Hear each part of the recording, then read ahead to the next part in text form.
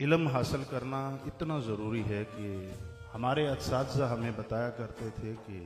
حضرت امام اعظم ابو حنیفہ رحمۃ اللہ علیہ کے شاگرد خاص حضرت امام یوسف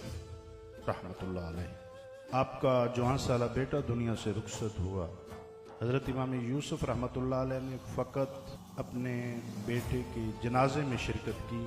پھر اپنے احباب کو فرمایا کہ آپ اس کی تدفین کر دیں۔ اب آپ نے پوچھا کہ آپ تدفین تک کیوں نہیں رک رہے؟